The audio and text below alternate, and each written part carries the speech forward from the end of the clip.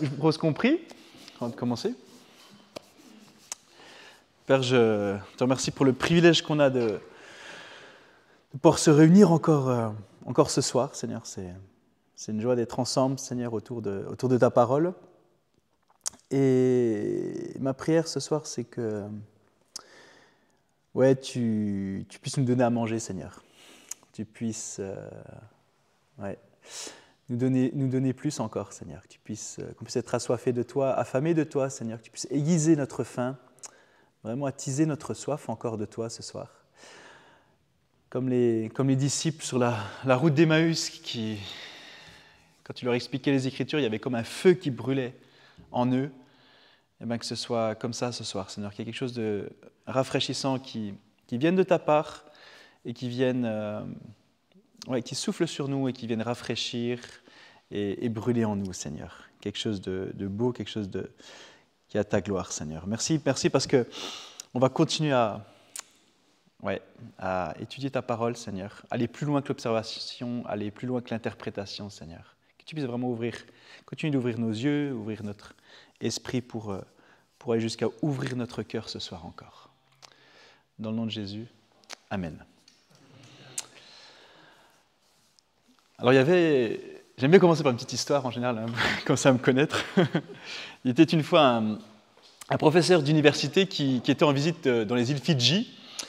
Et il allait faire une sorte de reportage vers une ancienne tribu de cannibales. Donc il arrive dans cette tribu, et puis là les autochtones lui disent qu'en fait ils sont chrétiens. Ils sont chrétiens, ils croient en Jésus, il y a des missionnaires qui sont venus leur apporter la parole de Dieu, etc.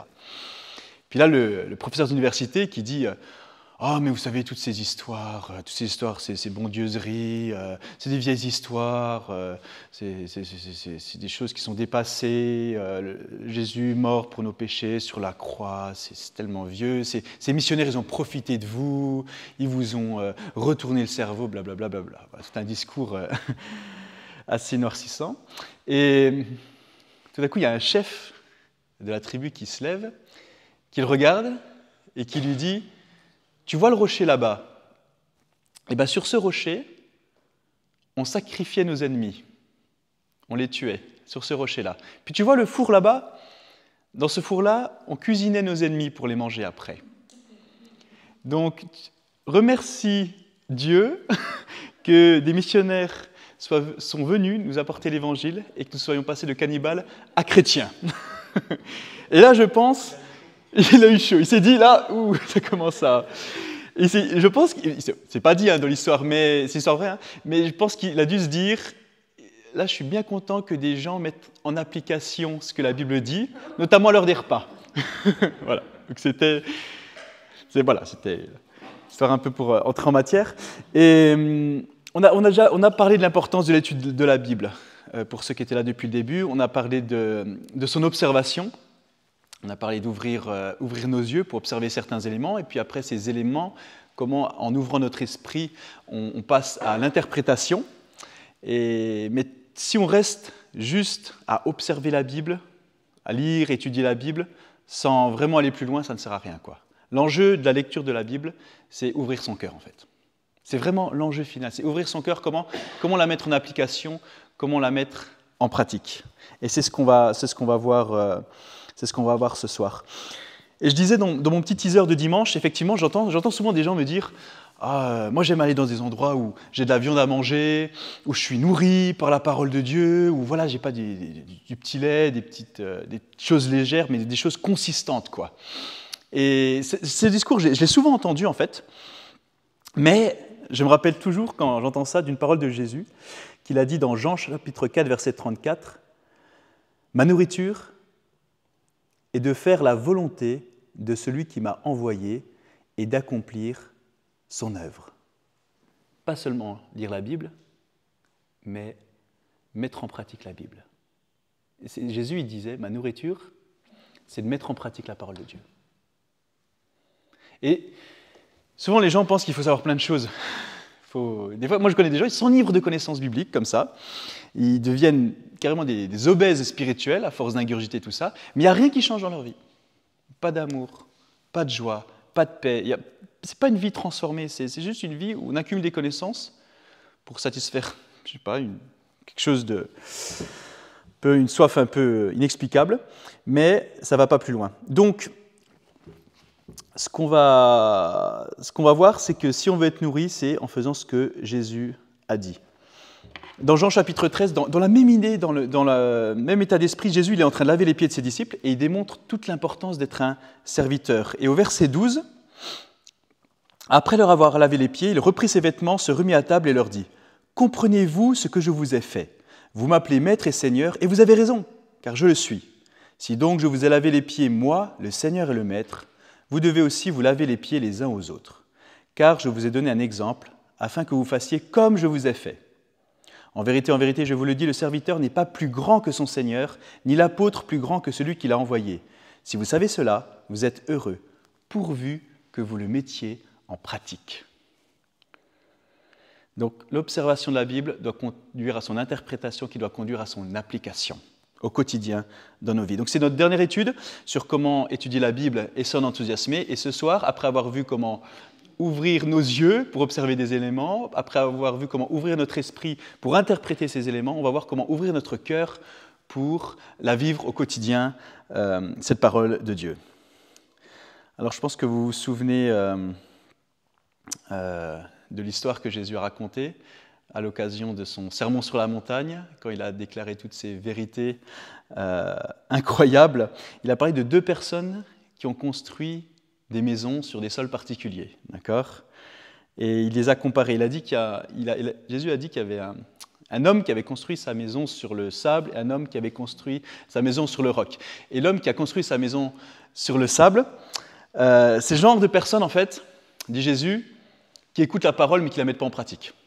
D'accord ? Ils lisent la Bible, ils la surlignent, peut-être même qu'ils l'étudient et tout, mais ça ne va pas plus loin, ça s'arrête là. Ça reste un système de connaissances, en fait. Et ça ne trouve pas le pont qui va jusqu'au cœur. Et donc ces personnes-là, qui restent à ce système de connaissances intellectuelles de la Bible, ils ressemblent à un homme qui a construit sa maison sur le sable. Et quand la tempête vient, tout s'écroule. Parce qu'il n'y a rien qui est bâti intérieurement dans le cœur.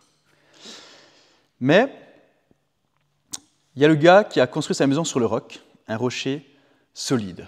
Les fondations, c'est quelque chose qui est important dans la maison. D'accord ? On peut se permettre d'être léger sur plein de choses, sur plein de finitions, mais si on est léger sur les fondations, ça risque de poser un vrai problème. Mais Jésus nous dit que c'est celui qui a construit sa maison sur le roc qui a raison, parce qu'il explique en disant « Celui qui écoute ma parole et la met en pratique est comme celui qui bâtit sa maison sur des fondations solides. » Parce qu'il a une base solide. Donc il y a vraiment une différence entre étudier la Bible et l'appliquer au quotidien dans sa vie.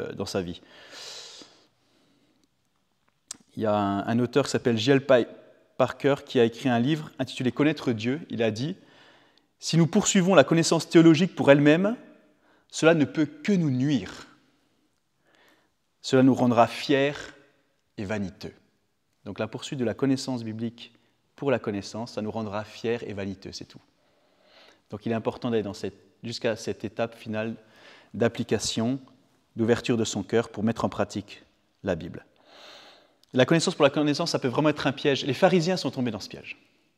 Quand on relit les évangiles, vraiment ce qui saute aux yeux, c'est qu'on voit les pharisiens emprisonnés par leur connaissance biblique. Et ils les utilisent comme des serres d'aigle pour tordre, pour déformer en fait la vérité de la parole de Dieu. Et il y a un passage avec cet homme qui est né aveugle dans Jean chapitre 9. Les disciples voient quelqu'un qui est aveugle depuis sa naissance, ils disent « Rabbi, qui a péché, cet homme ou ses parents, pour qu'il soit né aveugle ?» Et Jésus il leur dit en gros, ce n'est pas vraiment le problème en fait, de savoir pourquoi il est né aveugle. Ce qui est important de savoir, c'est que Dieu va manifester sa gloire à travers lui. Et Jésus le guérit l'homme, et tout le monde a pu voir que l'homme a été guéri, et les pharisiens commencent à l'interroger, ils n'arrivent pas à croire que cet homme était aveugle, ils n'arrivent pas à comprendre ce qui s'est passé, ils le prennent pour un menteur, donc ils font venir ses parents, ils ont posé les mêmes questions, et finalement, l'homme aveugle, il a répondu à toutes ces questions sur ce Jésus, qui est ce Jésus, comment il a fait et tout. Il a dit, s'il est un pécheur, je ne sais. Je sais une chose, c'est que j'étais aveugle et que maintenant je vois. Il a essayé d'expliquer les choses, un peu à sa manière, et les pharisiens lui ont dit, tu es né entièrement dans le péché et tu nous enseignes. Et il est dit, ils l'ont chassé de la synagogue. Certaines personnes, je vous lis ce passage pour vous expliquer que certaines personnes deviennent des experts des Écritures, peuvent devenir des experts des Écritures, mais leur vie peut rester inchangée. Et c'est bien dommage, parce que la connaissance pour la connaissance amène vraiment au vide. L'apôtre Paul nous le dit dans Timothée, la chose suivante, « Ils apprennent toujours, mais n'arrivent jamais à la connaissance de la vérité. » Et dans Corinthiens, il dit, « La connaissance enfle, mais l'amour édifie. » Et je crois vraiment qu'on peut passer à côté de sa vie en restant focalisé sur un système de connaissance biblique. Si vraiment il n'y a pas ce passage de la tête au cœur, on passe à côté de l'essentiel de la Bible. Parce que je crois que la vraie joie chrétienne, c'est quand la Bible se met en pratique. Vraiment. C'est quelque chose que je pense que c'est quelque chose que vous êtes convaincus. J'ai lu une histoire récemment sur un homme qui s'appelait Crowfoot. C'était un Indien qui était chef indien de la nation Blackfoot au Canada. Et il y a un moment donné, il y a le chemin de fer canadien Pacifique qui a voulu poser des chemins de fer entre certaines villes d'Alberta. Et ils ont eu la permission de poser un chemin de fer entre certaines villes. Et le chef, Crowfoot, a donné son accord pour qu'il commence à étendre le chemin de fer au Canada. Et à un moment donné, pour le remercier, ils lui ont offert un laissez-passer à vie qui lui garantissait l'accès de manière illimitée et intemporelle sur le train du réseau de chemin de fer, quoi. Donc il avait un laissez-passer, accès illimité au train. Voilà. Pas SNCF illimité. Et Crowfoot, ce qu'il a fait, il a pris le laissez-passer, dans une petite sacoche en cuir, il l'a noué autour de son cou. Il est reparti à cheval et puis il n'est jamais monté dans le train. Je vous raconte cette histoire parce que ça illustre un peu comment certains chrétiens peuvent fonctionner avec les promesses de Dieu. Ils les connaissent, ils les étudient, mais ils les laissent autour de leur cou, comme Crowfoot en fait. Ils ne les mettent pas en pratique. Ils ne prennent pas le train et puis ils les laissent comme ça, en décoration, quoi. Et je pense que c'est vraiment dommage. Parce que la vraie joie est dans l'application de la Bible.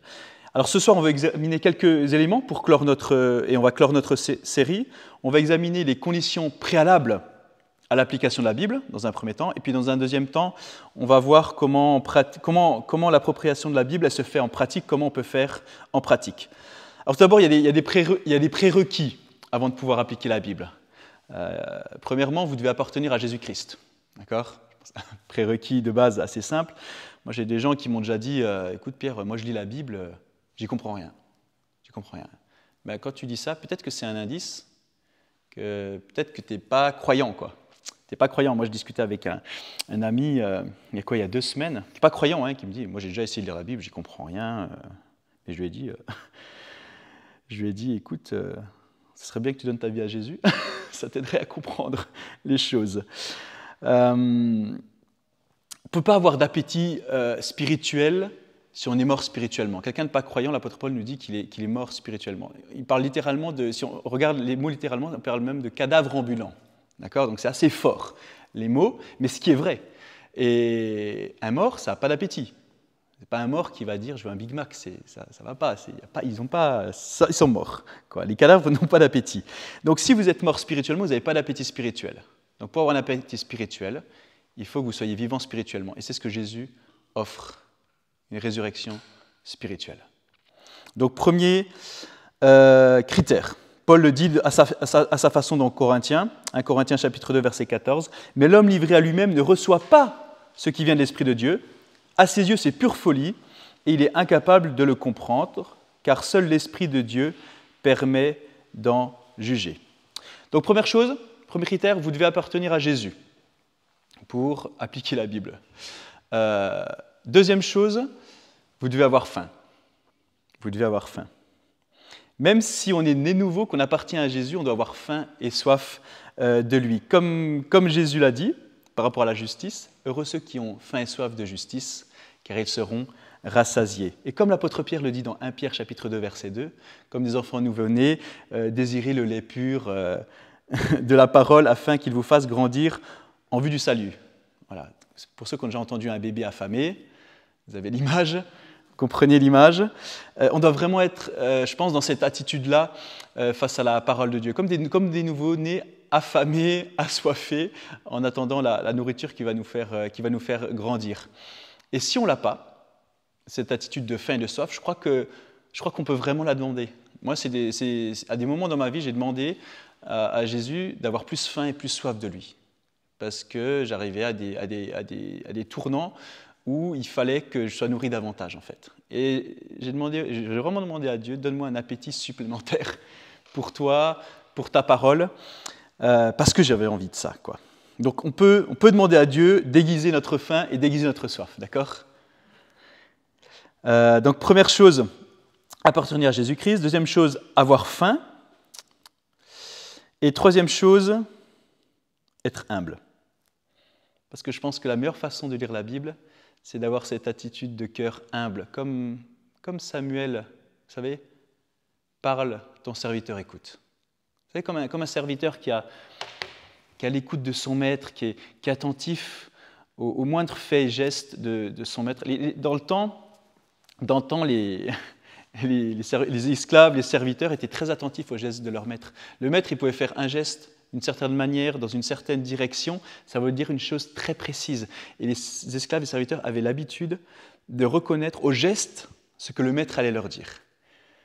Est-ce que nous, on est dans cette attitude de serviteur, d'esclave du Christ, c'est biblique, ça aussi, esclave du Christ. Est-ce qu'on est dans cette attitude de serviteur où on essaie d'être attentif aux moindres faits et gestes que fait notre maître? Et c'est ça l'attitude d'humilité, le cœur de serviteur. Un cœur humble.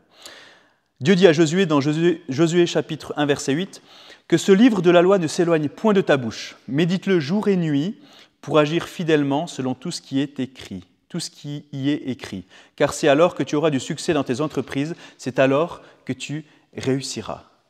Les rois d'Israël, quand ils étaient rois, en fait, qu'ils étaient monarques sur toute la nation d'Israël, ils devaient avoir une Bible à leur chevet, d'accord ?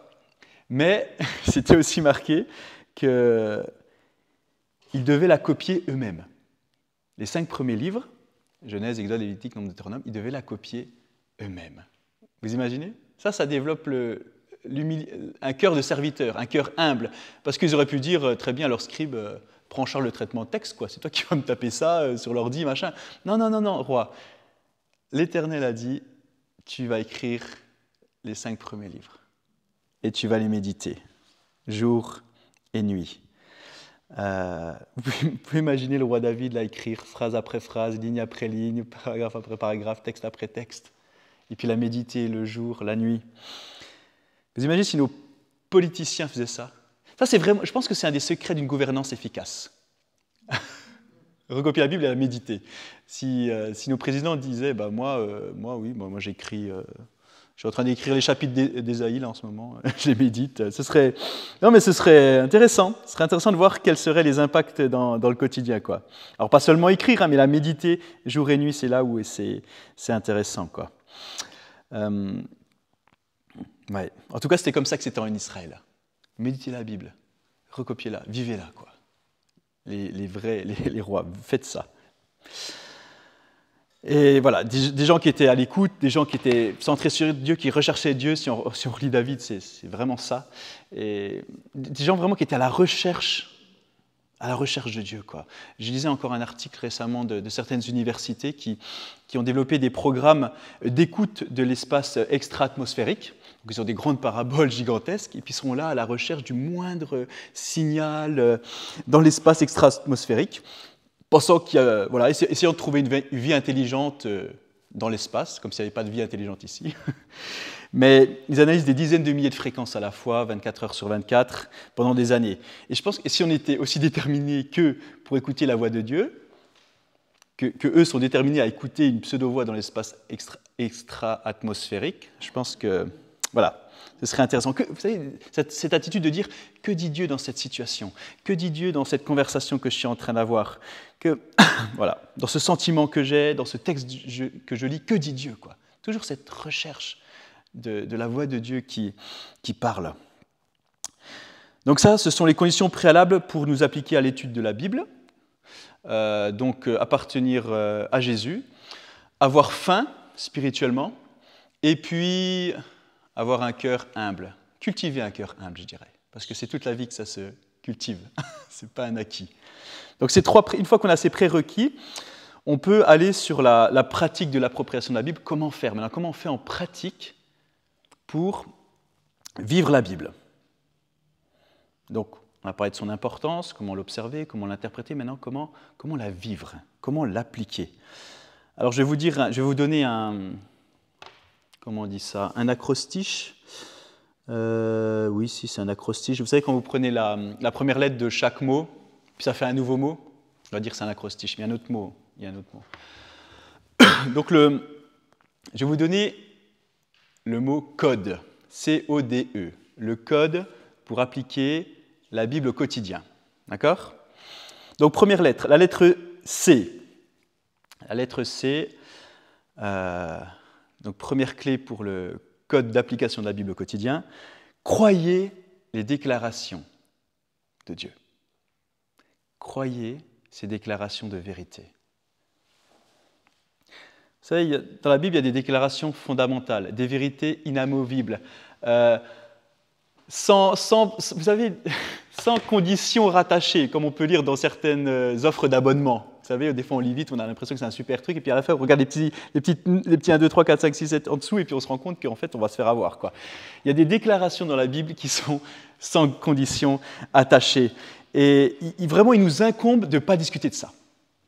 Moi, je veux bien qu'on discute de plein de choses, mais les vérités générales, les déclarations générales de la parole de Dieu, c'est indiscutable. Et en tant qu'enfant de Dieu, on se doit de baser notre vie dessus, sans même discuter, quoi. Et je vais donner des exemples de déclarations fondamentales. Par exemple, il est dit dans 1 Jean, Dieu est amour. Pas d'argument. Dieu est amour. Base ta vie sur ça. Dieu est amour. Dieu est un père. Dieu est comme une poule qui prend soin de ses poussins, qui les couvre sous ses ailes. Base ta vie là-dessus, quoi. C'est une déclaration générale. C'est une vérité fondamentale, inamovible. Il n'y a rien qui est attaché. Il n'y a pas de piège. Il n'y a pas de piège là-dessus. Dieu est esprit. Psaume 19, versets 2 à 5. Pareil, sur la nature de Dieu, sur la souveraineté, il est dit « Tous les cieux proclament combien Dieu est glorieux. » Dieu est glorieux. Dieu a dressé dans le ciel pour le soleil une tente. Sa voix parfum jusqu'aux confins de la terre et leurs accents dans tout l'univers. Sur ces vérités fondamentales, sans conditions attachées, on peut baser notre vie sereinement. Ce sont des oreillers confortables sur lesquels poser nos têtes. Franchement.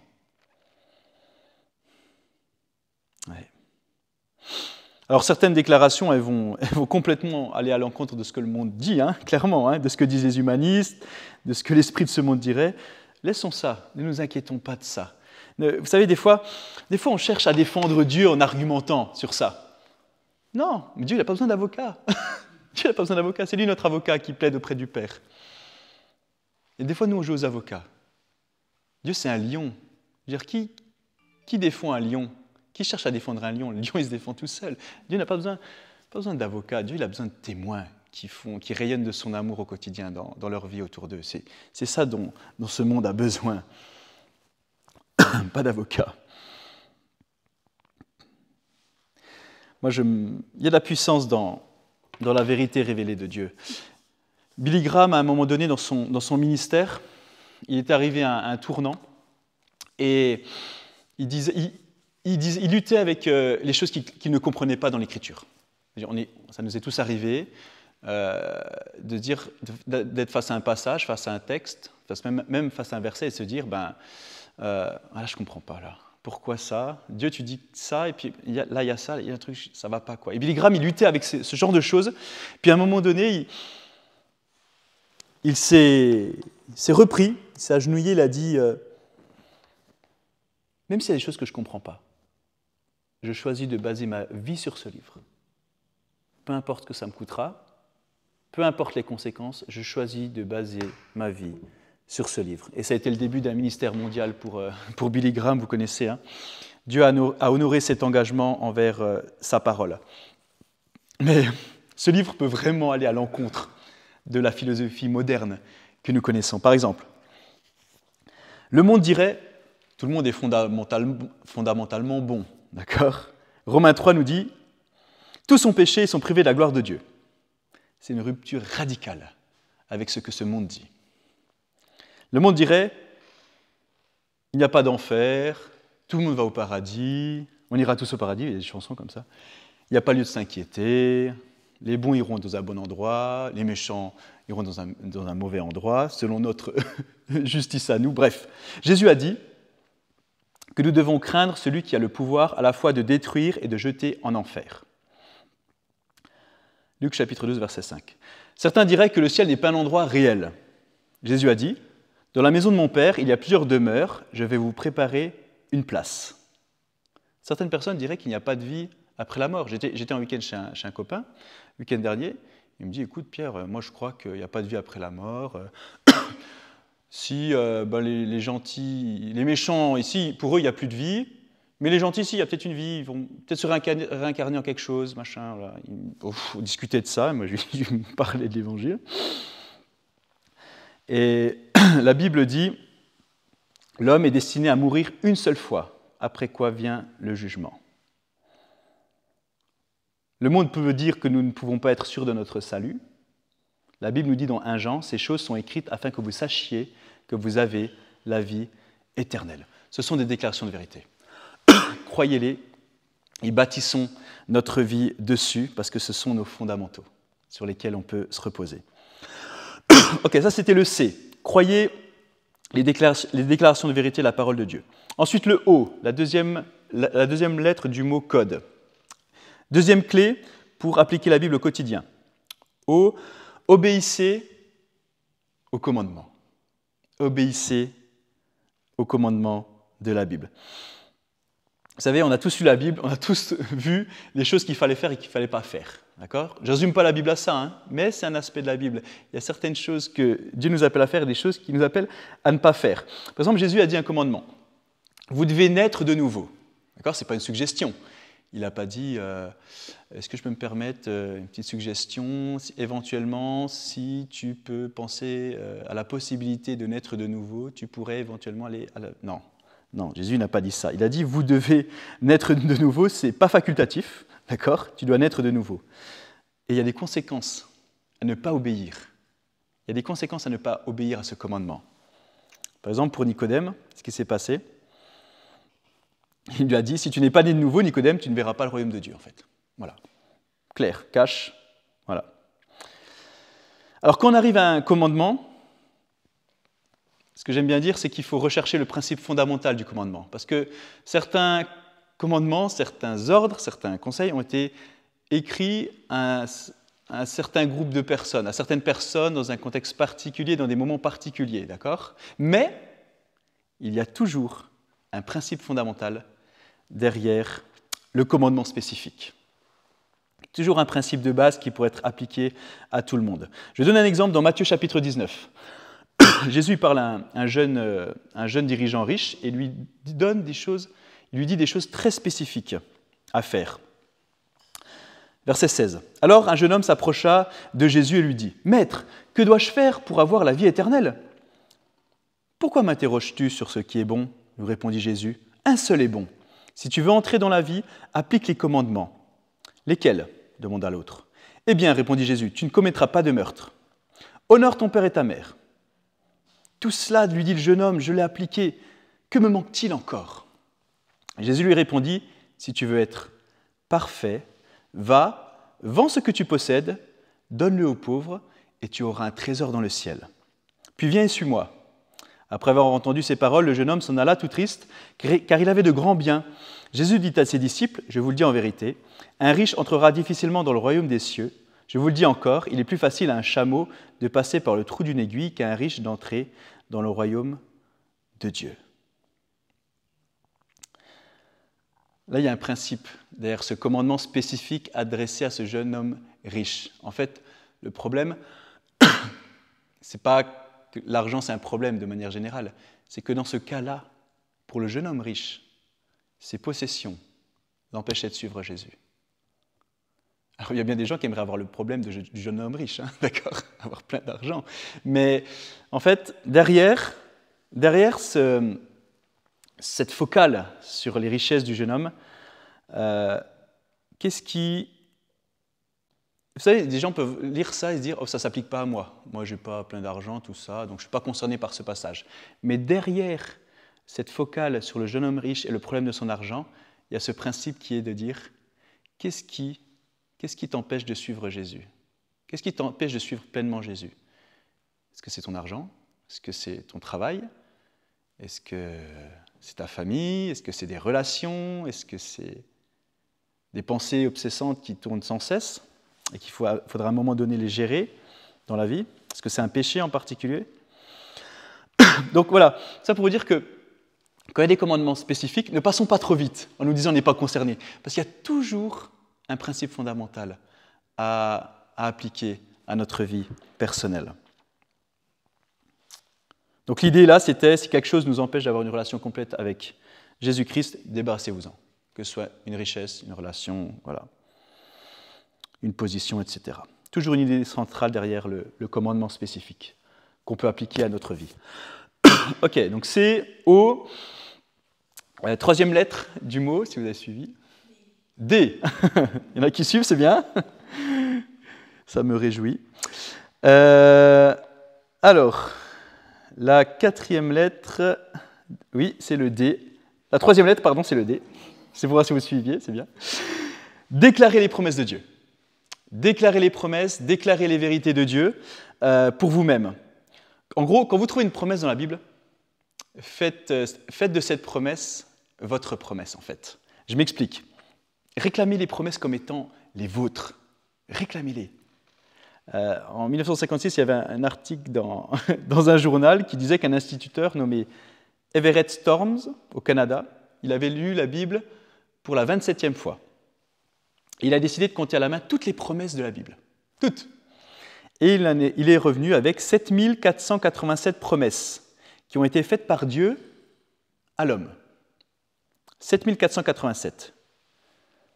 Donc ça devrait nous occuper un moment dans notre vie, hein, ces promesses. Alors maintenant, que devrions-nous faire de ces promesses? Eh bien, les revendiquer, les réclamer et les faire nôtres. Pas faire comme le chef indien, les garder autour du cou, en belle décoration, mais s'en emparer, quoi. Se les approprier. Alors, les revendiquer, c'est pas juste dire je revendique cette promesse au nom de Jésus, amen. C'est pas ça. D'accord? C'est pas juste une petite phrase magique qu'on dit comme ça. Non, on doit être réceptif à la promesse, attentif à la promesse, qu'elle fasse justement ce chemin entre la tête et le cœur et qu'elle s'installe durablement, qu'on la médite, qu'on soit prêt à passer du temps dessus pour la ressasser dans notre tête et qu'après elle s'installe durablement dans nos cœurs. Et puis, prêt à accepter certaines choses, hein, parce que les promesses, ce n'est pas juste que du positif. Hein, on ne peut pas venir faire son marché en disant « moi j'aime bien cette promesse, je garde cette promesse, mais cette promesse-là, oula, j'aime pas trop, je la laisse de côté ». Ça ne marche pas comme ça avec Dieu. Ce n'est pas comme si on pouvait choisir entre « j'aime cette promesse, mais pas trop celle-là ». Donc il y a deux sortes de promesses dans la Bible. Il y a les promesses inconditionnelles, on en a un peu parlé. Dieu est amour, voilà. Dieu t'aime de manière inébranlable, quoi. Et les promesses conditionnelles. Donc, promesses sans condition, promesses inconditionnelles. Dieu va faire la chose, peu importe ce qui se passera, il va la mener à son terme. Promesses inconditionnelles, il y a des conditions qui sont attachées. Donc, je vais faire cette chose si tu fais ta part. Je schématise, hein. Je schématise, mais pour qu'on voit un peu, qu'on situe un peu la différence, quoi. Dieu a fait alliance avec Noé. Promesse conditionnelle ou inconditionnelle? inconditionnel. Genèse chapitre 9. C'est ici le signe de l'alliance que j'établis entre toi et vous et tous les êtres vivants qui sont avec vous pour les générations à toujours. J'ai placé mon arc dans la nuée et il servira de signe d'alliance entre moi et la terre. Quand j'aurai rassemblé des nuages au-dessus de la terre, l'arc paraîtra dans la nuée et je me souviendrai de mon alliance entre moi et vous et tous les êtres vivants de toute chair et les eaux ne deviendront plus un déluge pour détruire toute chair. Promesse inconditionnelle. Une autre. Quand Dieu a parlé à Abraham, quand il a appelé d'Our en Chaldée, et qu'il a fait faire son grand voyage. Promesse conditionnelle ou inconditionnelle? Inconditionnelle, Genèse 12. L'Éternel dit à Abraham, « Va-t'en de ton pays, de ta patrie et de la maison de ton père, dans le pays que je te montrerai. Je ferai de toi une grande nation et je te bénirai. Je rendrai ton nom grand et tu seras une source de bénédiction. Je bénirai ceux qui te béniront et je maudirai ceux qui te maudiront et toutes les familles de la terre seront bénies en toi. » Aucune condition attachée à cela. Promesse inconditionnelle. Comment? Oui, mais juste dans la promesse de « je ferai de toi une grande nation ». C'est juste ça. Mais tu as raison de préciser. Tu as raison de préciser. Il y a d'autres promesses, cependant, qui sont des promesses conditionnelles, avec des conditions attachées. Donc il y a le mot « si » dedans. Donc si vous faites cela, vous pouvez vous attendre à cela. Voilà. Donc on peut pas juste dire « je revendique les choses de mon propre chef » sans tenir compte de la condition, quoi. On ne peut pas dire « je fais comme je veux avec les promesses de Dieu ». Dieu il dit « tu me trouveras ». J'en discutais encore avec mon ami en plus le week-end dernier. Je lui disais « ouais, mais j'ai déjà une fois dit à Dieu, est-ce que tu existes ?» Il n'y a rien qui s'est passé. Je lui ai dit « dans la Bible, c'est marqué, effectivement, tu me trouveras, dit Dieu, si tu me cherches de tout ton cœur. » Donc, voilà, je lui ai dit « il faut insister, mon gars. » Je peux dire, voilà, à un moment donné, voilà. « Heureux ceux qui ont faim et soif de justice, car ils seront rassasiés. » Il y a des conditions pour certaines promesses avant de les revendiquer. Philippiens chapitre 4, verset 19. C'est un bel exemple celui-là. « Et mon Dieu pourvoira », donc Philippiens chapitre 4, verset 19, « Et mon Dieu pourvoira à tous vos besoins selon sa richesse avec gloire en Jésus-Christ. » Quand on lit comme ça, c'est super sympa. Dieu va pourvoir à tous mes besoins. Selon sa richesse avec gloire en Jésus-Christ. C'est une belle promesse. Mais c'est ça le souci quand on mémorise des versets hors contexte. On pourrait penser qu'il n'y a pas de conditions qui se rattachent à ce verset. Et pourtant, si, il y a des conditions. Si on devait lire ce chapitre, en particulier 5 versets avant cela, on n'a pas le temps, mais Paul dit, en gros, vous, Philippiens, vous avez soutenu mon effort missionnaire, d'accord, dans différentes parties du monde pour que l'évangile soit prêché. Vous n'avez pas à vous soucier de vos besoins. Mon Dieu pourvoira à tous vos besoins. C'est ce qu'il dit en gros, quoi. C'est dans un contexte précis de soutien de l'effort missionnaire que ce verset a été posé. Donc, c'est juste un exemple. Voilà, c'est une promesse qui a été écrite à ces personnes qui ont soutenu la mission de Paul. Il y avait une condition préalable à remplir pour bénéficier de la promesse. Deutéronome 28, c'en est une autre. Je ne peux pas tout parcourir, ça prendrait 20 minutes. Mais Dieu dit en gros dans Deutéronome 28, « Je vous amène dans un pays. Si vous obéissez à mes commandements, si vous les gardez, si vous écoutez ma voix, si vous faites ce que je dis, alors je vous bénirai. Je te bénirai quand tu sortiras, je te bénirai quand tu entreras, je te bénirai quand tu auras des enfants, je bénirai tes vaches, tes moutons. » Et il a continué encore et encore. Toute une liste de ce qu'il ferait voilà, si le peuple obéissait aux commandements de Dieu. Il a dit aussi, « Mais quand je vous ferai entrer dans le pays, si vous ne m'obéissez pas, et si vous poursuivez d'autres dieux, alors je vous maudirai. Les ennemis vous poursuivront. » Un chapitre entier, Deutéronome 28, un chapitre entier rempli de promesses conditionnelles. Donc on ne peut pas juste rester en se disant on suit une partie de la Bible et pas l'autre, quoi. J'aime ce verset, j'oublie le reste, c'est pas possible. Beaucoup de gens font cela avec la Bible, hein, mais c'est pas juste, on n'a pas le droit de faire cela. Parce que toute l'écriture, elle est insufflée de Dieu, quoi. Toute l'écriture. Inspirée par Dieu, utile pour l'instruction, la réprimande, la correction et la justice, afin que l'homme de Dieu soit complet. Donc, voilà, chaussons vraiment les promesses de Dieu. Chaussons les promesses de Dieu. Et je dis ça parce que je disais l'histoire de la fondation de la ville de... C'était où, Philadelphie? Oui, Philadelphie. La ville de Philadelphie, c'était William Penn, donc, qui était fondateur de ça. Il était très populaire auprès des Amérindiens à l'époque, en fait. Et un soir, ils partaient, ils étaient en train de discuter, et puis les Amérindiens l'ont un peu défié en lui disant « Écoute, William, tiens, tu vas partir là, tout ce que tu vas faire en territoire à pied, on te le donnera en territoire. Tout ce que tu vas faire en une journée là. » Il s'apprêtait à partir pour aller en balade. Et puis les Amérindiens l'ont challengé en lui disant « Tout ce que tu réussis à faire à pied dans la journée, on te le donne en territoire. » Et c'est comme ça que a été fondée la ville de Philadelphie, en Pennsylvanie, parce que William Penn, il avait pris au mot la promesse des Amérindiens. Il s'en était emparé. C'est comme ça qu'on doit faire avec les promesses de la Bible. On doit s'en emparer. Comme William Penn, chausser ses promesses et y aller, quoi, et s'les approprier. Il les a réclamées, voilà un homme qui a réclamé les promesses comme siennes et se les est appropriées. Bon, ma question, c'est combien de promesses de Dieu ne sont pas exploitées par ses enfants? Parce qu'ils ne s'en emparent pas, parce qu'on ne les englobe pas et qu'on ne les fait pas nôtres. Donc, on est à la 3e lettre, donc dernière lettre. Le E. Ok, 4e lettre, c'est la lettre E, donc on arrive au terme du code pour appliquer la Bible. Le E comme exemple, le E de exemple, d'accord? L'idée, c'est de dire que dans l'Écriture, il y a des exemples qui sont intéressants, des exemples de personnages qui sont intéressants à suivre. Donc ça, c'est la 4e clé pour appliquer la Bible, d'accord? Pour ouvrir son cœur, c'est apprendre par les exemples de l'Écriture. L'auteur des Hébreux nous dit que nous sommes entourés d'une grande nuée de témoins. Il rajoute en disant qu'ils sont des exemples et qu'on doit apprendre d'eux.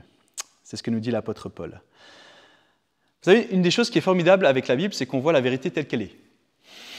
Ça, moi, je trouve ça vraiment super. On a des hommes, des femmes qui sont dans des situations réelles, qui ont vraiment eu des problèmes, qui ont fait certaines choses bonnes, d'autres moins bonnes. Et les choses bonnes, on est appelé à les faire, et les choses moins bonnes, on est appelé à en tenir compte pour ne pas se planter nous-mêmes. Il y a des exemples positifs, des exemples négatifs, et j'aime vraiment parce que dans la Bible ne cache pas la vérité sur ses héros. D'accord ? On va prendre un exemple très simple, le roi David.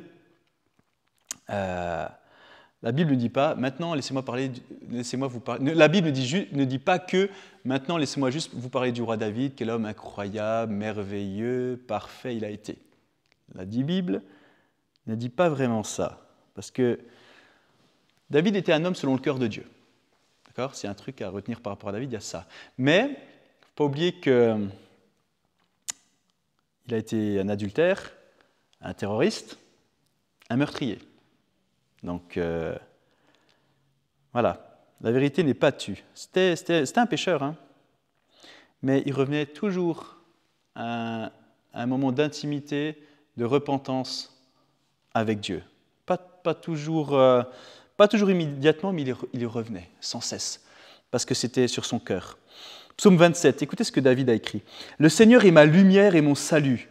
De qui aurais-je peur ? Le Seigneur est la force de ma vie. De qui aurais-je peur ? Je voudrais habiter toute ma vie dans la maison de l'Éternel pour contempler la magnificence de l'Éternel et pour admirer son temple. » En d'autres termes, j'ai un souhait, j'ai un désir, j'ai une aspiration. C'est être toujours près de Dieu, toujours près de lui, toujours dans son temple, toujours dans son intimité, en relation profonde avec lui. C'était son désir. David n'a pas toujours agi comme il fallait, mais à chaque fois il s'est repenti. Il est revenu vers Dieu. Quelques versets plus tard, même psaume, toujours le psaume 27. Écoutez à quel point David était sensible au Seigneur. « Éternel, écoute ma voix, je t'invoque, aie pitié de moi, exauce-moi. Mon cœur dit de ta part, cherchez ma face. Je cherche ta face, ô Éternel, ne me cache point ta face, ne repousse pas avec colère ton serviteur. Tu es mon secours. Ne me laisse pas, ne m'abandonne pas, Dieu de mon salut. Car mon père et ma mère m'abandonnent, mais l'Éternel me recueillera. » David était un vase imparfait, mais il retournait toujours au Seigneur, dans la prière et dans l'adoration. Moi, souvent dans ma vie, j'ai regardé à David quand j'échouais. Souvent, j'ai regardé à David. Et ça m'a encouragé quand j'échouais. Donc si vous avez échoué, puisque nous avons tous échoué, regardons la vie de David. Et je pense qu'on peut prendre du courage en regardant l'exemple de cet homme. Vraiment. Parce qu'il a été appelé un homme selon le cœur de Dieu. C'était un homme selon le cœur de Dieu. Pourquoi ? Pas parce qu'il était parfait, hein, on le sait. Hein. Non, parce que c'est ce qu'il voulait. C'est ce qu'il y avait au plus profond de son cœur. C'est ce qu'il voulait, l'intimité avec Dieu. Et c'était ce que Dieu veut. Le plus important, c'est l'intimité avec sa créature. Vous savez, Dieu ne veut pas qu'on fasse plein de choses pour lui, entre guillemets. Ce qu'il veut, c'est passer du temps avec nous. C'est cette rencontre quotidienne. Vous savez, comme dans le jardin d'Éden, quand le souffle de l'esprit venait dans le jardin et qui rencontrait Adam et Ève dans la brise du soir, et puis qui parlait, qu'il y avait ce temps de communion, d'échange, cette rencontre, ce temps de rencontre. Dieu aspire à ça avec nous tous. C'est ce qui est fondamental. Cette rencontre avec le Créateur, quotidienne, à l'image des rencontres dans le jardin. Un autre exemple, c'est les enfants d'Israël. Alors les enfants d'Israël, hein, comme nous, ils étaient doués pour faire des choses pas terribles, j'ai envie de dire, des choses dans le mauvais sens. Et Paul les a utilisés comme exemple. Dans 1 Corinthiens chapitre 10, versets 6 à 11, il dit « Or ces choses sont arrivées pour nous servir d'exemple, afin que nous n'ayons pas de mauvais désirs comme ils en ont eu. Ne devenez point idolâtres, comme quelques-uns d'eux, selon qu'il est écrit, le peuple s'assit pour manger et pour boire, puis ils se levèrent pour se divertir. Ne nous livrons point à l'impudicité, comme quelques-uns d'eux s'y livrèrent, de sorte qu'il en tomba 23 000 en un seul jour. Ne tentons point le Seigneur comme le tentèrent quelques-uns d'eux qui périrent par les serpents. Ne murmurez point comme murmurèrent quelques-uns d'eux qui périrent par l'exterminateur. Ces choses leur sont arrivées pour servir d'exemple, et elles ont été écrites pour notre instruction à nous qui sommes parvenus à la fin des siècles. » Donc voilà, tas de personnes qui étaient de mauvais exemples. Donc on a des exemples positifs, comme le roi David, imparfait mais positif, et des exemples négatifs, voilà, qu'on est appelé à ne pas refaire. Vous savez, il y a un vieux dicton qui dit « Quiconque n'apprend pas de l'histoire est condamné à la reproduire ». Je trouve que c'est d'actualité. Dieu nous a donné des exemples positifs et des exemples négatifs. Certains, on est appelé à les suivre, d'autres, il faut les éviter. Donc voilà, avec cette dernière lettre E du mot code, apprenons vraiment des exemples de l'Écriture lorsqu'on lit la Bible, c'est fondamental.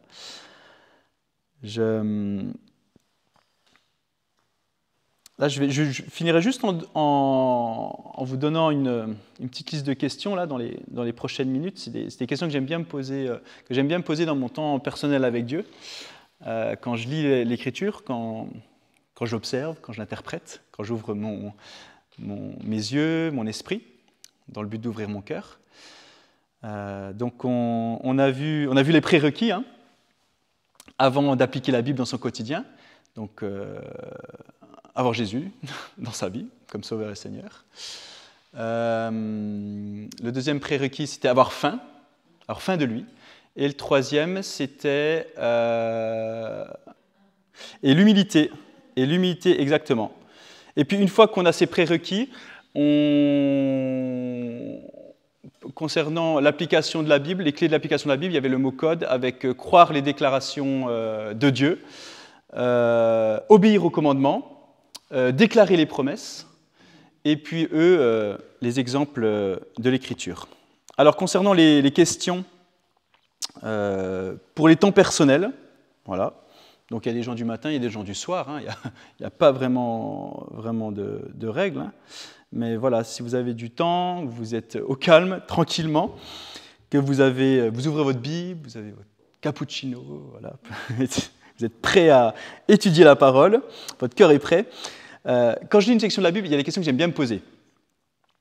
Première question, c'est, quand je lis un passage, comment ce passage s'applique-t-il à ma vie ? Dans mon quotidien.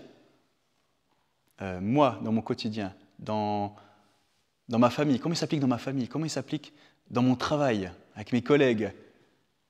Comment il s'applique à l'église, avec mes frères et sœurs aussi? Dans mon pays. Voilà. C'est la première question que j'aime bien me poser. Deuxième question, Donc je lis ceci, je réfléchis à comment je l'applique au quotidien, et ensuite, quel changement je dois faire? Voilà. Quel changement je dois faire? Deuxième question, quel changement dois-je faire? Si je suis confronté à la vérité d'un verset, quel changement dois-je opérer? Quand la Bible me dit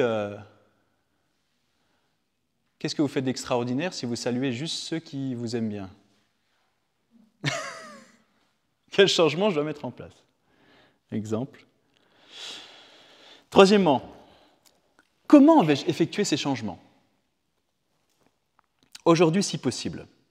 Comment je vais faire pour mettre en place ce changement? Comment je vais faire pour dire bonjour à ma voisine qui m'a pourri ma journée, qui me casse la tête, qui me rend la vie impossible? Comment je vais faire pour lui dire bonjour? Comment je vais faire pour lui témoigner de l'amour? Je vais peut-être faire ci.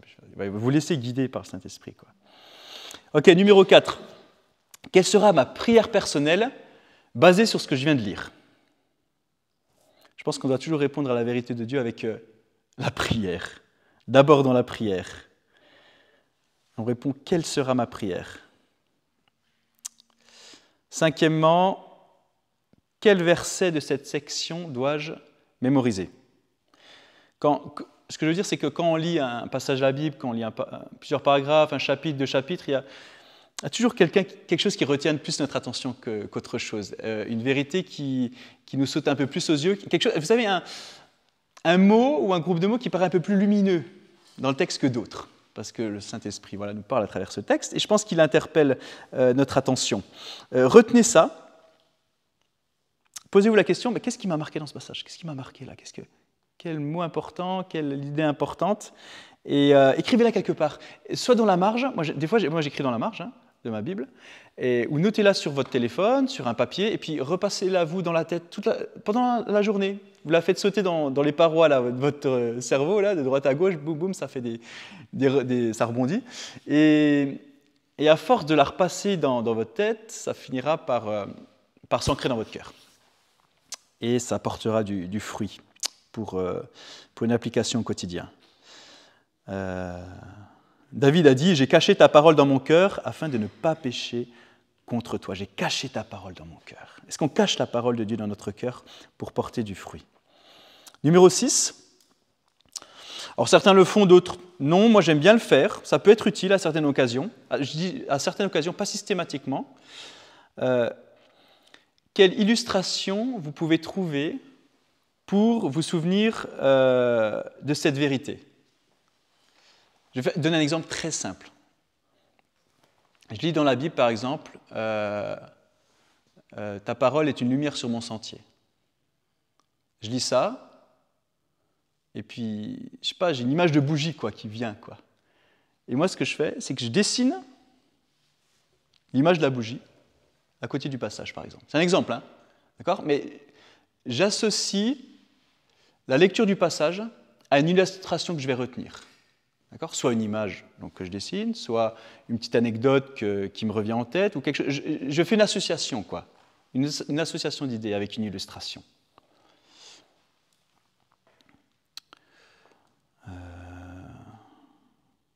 Ça nous aide à nous rappeler la vérité que Dieu a enfoncée dans nos cœurs, a enfoncée dans nos vies. Voilà. Vous proposez une image, une illustration associée à votre lecture, pour résumer l'idée. Donc voilà, pour conclure, on va conclure avec ça, si on décide non seulement de lire la Bible, mais de vivre ces vérités, il y a une garantie, c'est que notre vie sera transformée. Si on dépasse l'étape d'observer, d'interpréter, et qu'on va dans l'application au quotidien, c'est là que notre vie est transformée. Si on reste sur la première ou les 2 premières étapes, on se plante. Mais si on va jusqu'au bout du processus, donc observation, interprétation, application au quotidien, là, notre vie sera transformée. Et la lecture de la Bible, elle deviendra si joyeuse que chaque jour, ce sera en mode qu'est-ce que Dieu va me dire aujourd'hui, Qu'est-ce que Dieu veut me dire aujourd'hui? Et il y aura beaucoup de joie, là. Par contre, il n'y aura pas beaucoup de joie si on veut rester juste à observer et à interpréter, sans appliquer, sans rendre personnelle la chose, Comme l'a dit le prophète Jérémie, « Tes paroles se sont présentées à moi et je les ai dévorées. dévoré. Ta parole a provoqué mon allégresse et elle a fait la joie de mon cœur, car je suis appelé de ton nom, éternel, Dieu de l'univers. Je vais finir juste avec un portrait de la Bible qu'a réalisé un auteur inconnu. Je vais juste vous lire ce qu'il a dit sur ce livre. Il a dit la chose suivante. Ce livre domine tous les autres en termes d'effets qu'il a eu sur cette planète et qu'il peut avoir dans votre vie. Ce livre est l'Esprit de Dieu, l'état de l'homme, la voie du salut, le destin des pécheurs et le bonheur des croyants.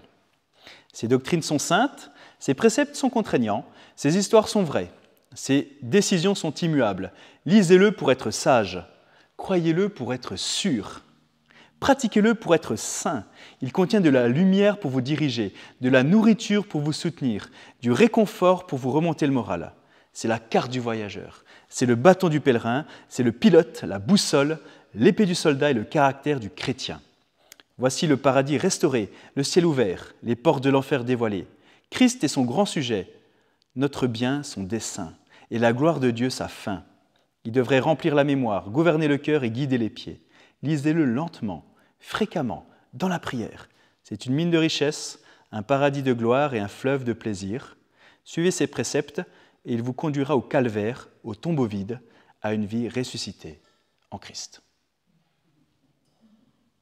Je trouvais que c'était un très beau texte, un beau portrait de la Bible. Je l'ai gardé, je ne connais pas l'auteur, mais voilà, je trouvais ça intéressant. Juste prier pour finir. Seigneur, merci pour ta parole, qu'elle produise l'effet qu'elle a à accomplir dans nos cœurs, Seigneur, parce qu'elle ne revient jamais à toi sans faire son effet. Et je proclame cette promesse, Seigneur, qu'elle accomplira ce qu'elle a à accomplir dans nos cœurs, Seigneur, parce que si on est là ce soir, c'est parce que tu veux nous parler encore. Tu veux nous parler davantage, inscrire davantage tes promesses dans nos cœurs, Seigneur, pour que la Bible ne soit pas juste des idées, des pensées, mais que ce soit vraiment quelque chose qui investisse l'espace de nos cœurs pour porter du fruit dans le concret, dans le quotidien de nos vies, Seigneur, autour de nous. Moi, je te prie pour qu'il y ait une dimension supplémentaire de ta parole qui jaillisse dans nos vies, une compréhension supplémentaire, un souffle supplémentaire que tu veux donner, Seigneur, ce soir, pour renouveler notre lecture de la Bible, notre observation, notre interprétation de la Bible, mais surtout, renouveler notre application quotidienne de ta parole. Que nous puissions, après avoir ouvert nos yeux, ouvert notre esprit, que nous puissions ouvrir nos cœurs pour que ta parole prenne toute la place, Seigneur, et qu'elle oriente complètement nos vies. Dans le nom de Jésus. Amen. Bonne soirée.